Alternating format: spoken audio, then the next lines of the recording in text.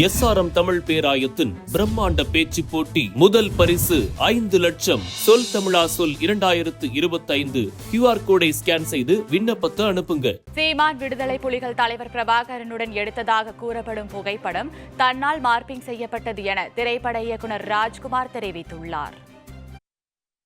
செங்கோட்டையன் அப்படிங்கிறவர் எனக்கு ரொம்ப அறிமுகமான ஒரு நண்பராக இருந்தார். என்னென்னா அவர் ஒரு நிகழ்ச்சி தயாரிப்பாளராக இருந்தார். நான் டைட்டில் டிசைனிங்லாம் பண்ணுறது மூலமாக அவருக்கு நிறைய டைட்டில்லாம் நான் பண்ணி கொடுத்துருக்கேன். அதன் அடிப்படையில் ஒரு டிவிடியில் சில புகைப்படங்கள்லாம் எடுத்துகிட்டு வந்திருந்தார். அதில் அண்ணன் சீமான் இருக்கிற புகைப்படம், தலைவர் பிரபாகரன் மற்ற தலைவர்களோடு இருக்கக்கூடிய புகைப்படம்லாம் எடுத்துகிட்டு என்கிட்ட இவங்க 2 பேரும் பக்கத்தில் இருக்கிற மாதிரி வேணும்னு சொல்லி என்கிட்ட அதை எடிட் பண்ணி கொடுக்கணும்னு சொல்லி கேட்டிருந்தார்.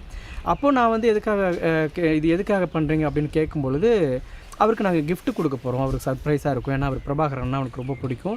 அதனால் அவருக்கு ஒரு வீட்டில் ஃப்ரேம் போட்டு மாட்டுற மாதிரியான ஒரு இதுக்கு தேவைப்படுது அப்படின்னு சொல்லி அவர் கேட்டிருந்தார். அப்போ சரி நானும் அந்த அடிப்படையில் அதை அவருக்கு பண்ணி கொடுத்தேன்.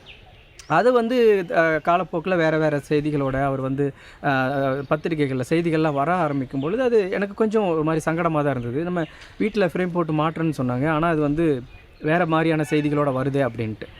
என்னை பொறுத்த வரைக்கும் தமிழர்களுக்காரன்னா தலைவர் பிரபாகரனும் தந்தை பெரியாரும் தான்.